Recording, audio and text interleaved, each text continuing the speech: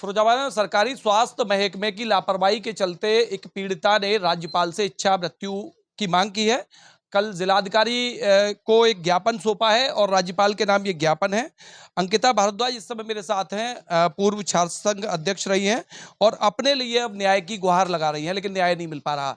वर्ष 2021 में इनका डिलीवरी के दौरान सर्जिकल स्टम्प जो है स्पंज जो है वो लापरवाही के चलते डॉक्टरों द्वारा छोड़ दिया गया, जिसके चलते लगभग 3 ऑपरेशन जो है हो चुके हैं और चौथे ऑपरेशन की कगार पर है। पूरी तरीके से चलने फिरने में असमर्थ हैं। बमुश्किल जिलाधिकारी कार्यालय पहुंची, राज्यपाल के नाम ज्ञापन दिया है। मुख्यमंत्री के जनता दरबार में जाने के बाद भी न्याय नहीं मिला है, ऐसा आरोप है अंकिता का।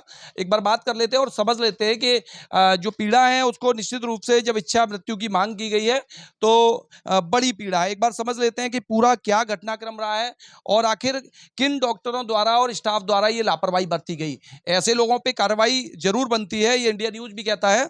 एक बार समझ लेता हूं कि क्या किस तरीके की ये पूरी पीड़ा है, एक बार मैं समझना चाहूंगा, हमारे दर्शकों को बताइए। 22 फरवरी 2021 को मेरा ऑपरेशन हुआ था। डिलीवरी हुई थी, बच्चा हुआ था। तब उस दौरान जो ऑपरेशन हुआ उसमें डॉक्टरों द्वारा मेरे पेट में सर्जिकल स्पंज छोड़ दिया। हमें नहीं पता था कि मेरे पेट में सर्जिकल स्पंज है। धीरे धीरे धीरे धीरे तबीयत खराब होती गई। मतलब हर जगह से खून ही आ रहा है, पीरियड नहीं रुक रहा है, लेटरिन हो रही है तो उसमें भी खून आ रहा है, भूख नहीं लग रही है, कुछ खा भी रही हूँ थोड़ा बहुत उल्टी हो रही है, पानी तक पचना बंद हो गया, स्थिति वो थी। और एक अजीब सा दर्द पेट में उठता था कि मेरा पूरी बॉडी ऐंठ जाती थी पूरी तरीके से। मैं किसी को समझा ही नहीं पा रही थी हो क्या रहा है। हॉस्पिटल जाते तो वो लोग देखते और कुछ दवाइयाँ दे देते कि तुम्हारी लापरवाही से ये सब हो रहा है, कि तुमने ये खा लिया होगा, वो खा लिया होगा, तुम लापरवाह हो। परिवार वालों को भी बहुत कुछ कहा, हस्बैंड से तो कह दिया कि तुम तो नज़र ही मत आओ सामने, क्योंकि तुम इसका ख्याल ही नहीं रख रहे, तुम जाने क्या क्या खिला देते हो उसे, इसलिए ऐसी तबीयत खराब हो रही है उसकी। और परहेज बता दिए बहुत तरीके के, पर लास्ट में दे क्या देते थे, इंजेक्शंस दे देते थे, एंटीबायोटिक जो हैवी डोज के इंजेक्शंस होते थे, उनके आधार पे मैं 3 महीने तक चलती रही। हॉस्पिटल आना जाना लगातार रहा। उसी दौरान एक अल्ट्रासाउंड कराया। होने को वो सरकारी अस्पताल में भी हो सकता था, लेकिन वो नहीं हुआ वहाँ, मुझे प्राइवेटली करवाना पड़ा। नवनीत जैन है, वहाँ पे मैंने अपना अल्ट्रासाउंड कराया। अल्ट्रासाउंड के दौरान उन्होंने बताया कि पेट में कुछ अजीब सी थिकनेस आती जा रही है, मवाद पड़ रहा है पेट में। उसके अलावा उन्होंने कहा कि पूरा क्लियरिटी नहीं आ रही है इसमें, लेकिन आप सिटी स्कैन कराओ।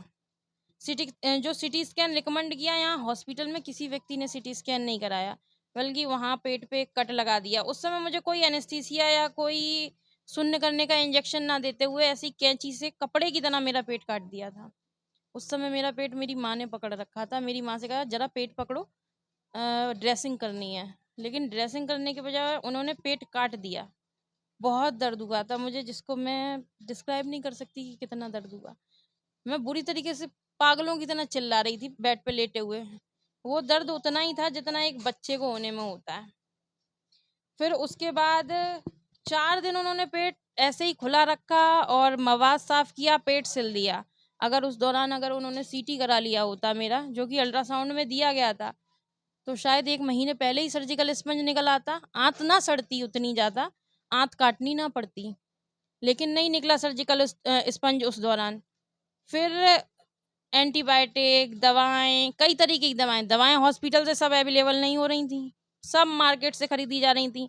एंटीबायोटिक जितने भी इंजेक्शन थे, मेरे हस्बैंड खुद जाके परचेज़ करके ला रहे थे मार्केट से, ना कि हॉस आप ये कहना चाह रही हैं कि सरकारी अस्पताल में दवाएं बाहर की लिखी।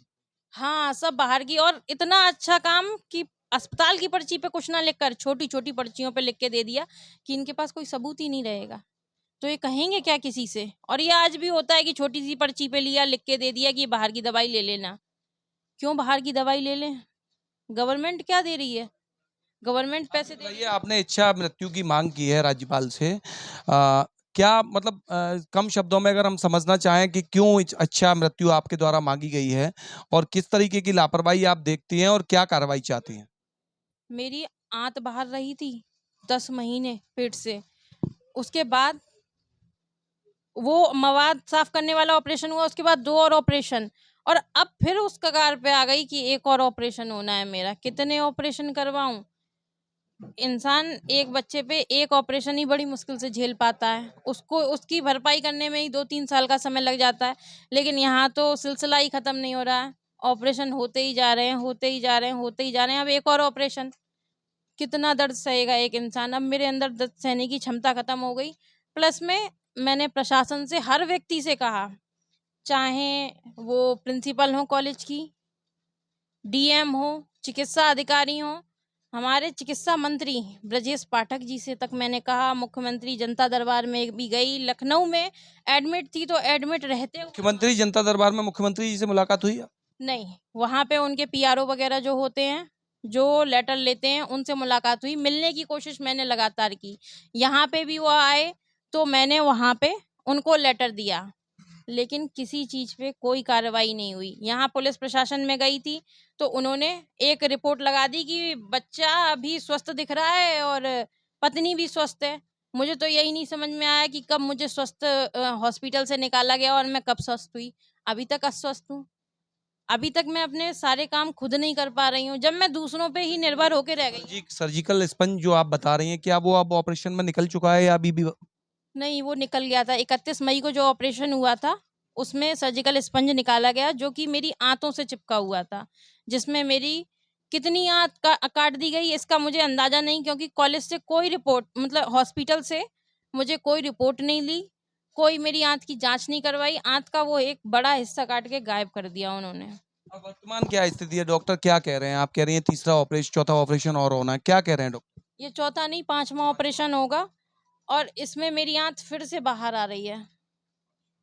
हाँ, अभी सीटी स्कैन कराया, उसमें फिर से मुझे ऑपरेशन बता दिया। अगर ऑपरेशन नहीं करवाती हूँ तो स्थिति आगे वो होगी कि आँत ज़्यादा बाहर आ जाएगी, तो फिर कुछ कर्रा प्रोसीजर रहेगा। दिक्कतें मुझे झेलनी पड़ रही हैं कि मुझे चलने-फिरने में दर्द होता है, पेट हिलता है तो दर्द होता है, मैं काम नहीं कर पा रही हूँ कोई भी, सब पे निर्भर होके रह गई हूँ और निर्भर रह के जीने का क्या मतलब है? इससे अच्छा ज़िंदगी को ख़त्म करो। लेकिन मैं कायर नहीं हूँ कि कमरे में बैठ के अपने आप को ख़त्म कर लूँ। और मैं नहीं चाहती कि कोई भी सवाल-जवाब मेरे परिवार से मेरे मरने के बाद किया जाए, इसलिए मैंने इच्छा मृत्यु की माँग की। शासन मेरे लिए कुछ कर नहीं रहा, उन लोगों पे, दोषियों पे कार्रवाई नहीं हो रही है, इसलिए मैं इच्छा मृत्यु चाहती हूँ। मतलब आप ये कहना चाह रही हैं कि प्रशासन से लेके शासन तक का दरवाजा खटखटा लिया लेकिन कहीं न्याय नहीं है? किसी ने सुना ही नहीं, किसी ने इस मुद्दे को गंभीरता से नहीं देखा, जबकि ये कितना बड़ा मुद्दा है। लोग मतलब सारे मंत्री हैं जो, वो महिलाओं के लिए ये कर रहे हैं, महिला सशक्तिकरण की बात कर रहे हैं और यहाँ एक महिला मरने जा रही है, तो वहाँ पे किसी मंत्री को कोई फ़र्क ही नहीं पड़ रहा है। इतने समय से मैं लगी हुई हूँ, ये कहा जाता है माँ सुरक्षित, बच्चा सुरक्षित, ये इतने तरीके के स्लोगन बनाए जा रहे हैं, लेकिन कोई सुरक्षित नहीं है। बहुत सी महिलाएं आवाज़ तक नहीं उठा पा रही हैं, बहुत गड़बड़ियाँ हो रही हैं, कह ही नहीं पा रही हैं। मेरा तो मैटर इतना बड़ा हो गया और कहीं न कहीं मैंने अखिल भारतीय विद्यार्थी परिषद में काम किया था, तो उसकी सीख थी कि सहो मत। सहोगे, आज तुम अपने लिए सह लोगे तो दूसरे के लिए क्या आवाज़ उठा पाओगे? तो इसलिए मैं आवाज़ उठा रही हूँ कि अगर मेरे साथ ऐसा हुआ है, कल किसी और के साथ ना हो, शायद कोई अवेयर रहे, या फिर किसी के साथ ऐसी घटना घट जाती है तो उसके पास इतना तो हो कि वो अपने जीवन में कुछ कर ले। मुझे जानकारी नहीं थी तो मैं बहुत कुछ नहीं कर पाई, तो अब क्या किसी से मैं कहूँ कि मेरे लिए कुछ कोई कर दे। अच्छा, इस पीड़ा के बीच आप कल जिलाधिकारी कार्यालय गई, मैं देख रहा हूँ, है ना? आज लीडिंग अखबारों की सुर्खियां भी बनी है वो।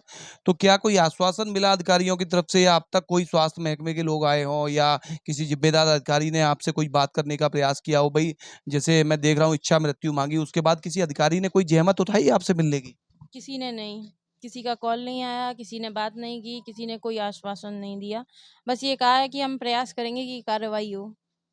मुझसे किसी ने कोई मुझसे किसी ने बात नहीं की है। जिम्मेदारों से अगर कहना चाहेंगी तो कम शब्दों में, अगर जिम्मेदार सुन रहे हो सीधे टीवी पे, क्या कहना चाहेंगी अब तक की पूरे घटनाक्रम 2021 से? ऑपरेशन से 4 ऑपरेशन हो गए और अब इच्छा मृत्यु की मांग, अब क्या कहना चाहिए? मैं इतना ही कहना चाहूँगी, मेरे लिए तो कार्रवाई कोई कर ही नहीं पाया, ना मेरे लिए कोई ध्यान रख पाया, ना किसी ने आवाज़ उठाई। लेकिन कभी आपकी बहन, बेटी या माँ के साथ ऐसा हो जाए, तो कृपया करके सतर्कता पूर्वक उसका तो ध्यान ही रख लेना। आपने मुझे अपनी माँ बहन बेटी कुछ नहीं समझा, तभी तो आपने मेरे लिए कुछ नहीं किया। इतना कुछ बुरा हुआ मेरे साथ और आज भी बुरा हो ही रहा है। मेरे लिए कोई कार्रवाई नहीं हुई, लेकिन इन मुद्दों पे कार्रवाई होनी चाहिए। ये किस तरीके का व्यवहार है एक व्यक्ति के साथ? क्या करूं? रोऊं नहीं तो मैं क्या करूं? मेरे लाइफ में कुछ बुरा नहीं था, ना मेरा पति बुरा था, ना मेरा ससुराल वाले बुरे थे। मेरी जिंदगी बहुत अच्छी थी, सब कुछ अच्छा था, मैं खुद में अच्छी थी। जिंदगी बर्बाद किससे हुई? एक सर्जिकल स्पंज से? या माँ बनना मेरी गलती थी? शादी के बाद हर औरत माँ बनती है। कुछ लोगों ने तो इतना भी कहा कि तुम सरकारी अस्पताल चली गई। क्या सरकारी अस्पताल जाना मेरी गलती थी? बच्चे कितने हैं आपके पास? बच्चे सिर्फ एक ही बच्चा है और भविष्य में कभी कोई बच्चा नहीं होगा। जी के ही क्या करूं? बच्चा तो खिलाया ही नहीं ना मैंने, अपना बच्चा ही नहीं खिला पाई मैं, आगे बच्चा होगा नहीं मेरा। इतने ऑपरेशंस हो गए हैं, बच्चे होने के चांसेस नहीं है। इतने स्टिचेस लगे हुए हैं पेट में, अगर पेट में बेबी आएगा, पेट बढ़ेगा तो उसको मैं कंसीव नहीं कर पाऊंगी, मेरे पेट में बहुत प्रॉब्लम्स हो जाएंगी। बिल्कुल, तो ये अंकिता भारद्वाज इंडिया न्यूज़ के साथ मौजूद थी। देखिए, एक ये ज्ञापन पत्र सौंप के इच्छा मृत्यु की मांग की है राज्यपाल से। और सही मायने में 2021 में जिस तरह डिलीवरी के दौरान एक बड़ी लापरवाही स्वास्थ्य महकमे द्वारा बरती गई, चाहे वो चिकित्सकों की हो, स्टाफ नर्स की हो या जो भी हो, उस पैनल की जिम्मेदारी बनती है जिसने ये डिलीवरी की। और आज 4 ऑपरेशन होने के बाद 5वां ऑपरेशन बता दिया गया है। 4 जो ऑपरेशन हुए हैं उसमें जो शरीर है वो पूरी तरीके से पीड़ा से कराह रहा है, और अब 5वां ऑपरेशन जो है वो होना है, लेकिन अंकिता नहीं कराना चाहती हैं। इस पीड़ा और इस दर्द के कारण ही उन्होंने इच्छा मृत्यु मांगी है। जिम्मेदार इन तस्वीरों को जरूर देखें, और एक पीड़िता जिस तरह न्याय की गुहार लगा रही है, सिस्टम पूरा जो है लाचार सा नजर आ रहा है। जिलाधिकारी से लेकर और शासन तक लगातार गुहार लगाई, और उसके बाद जब कार्रवाई नहीं हुई तो अब इच्छा मृत्यु की मांग की है। वीडियो जर्नलिस्ट अर्चित के साथ सौरभ उपाध्याय, इंडिया न्यूज, फिरोजाबाद।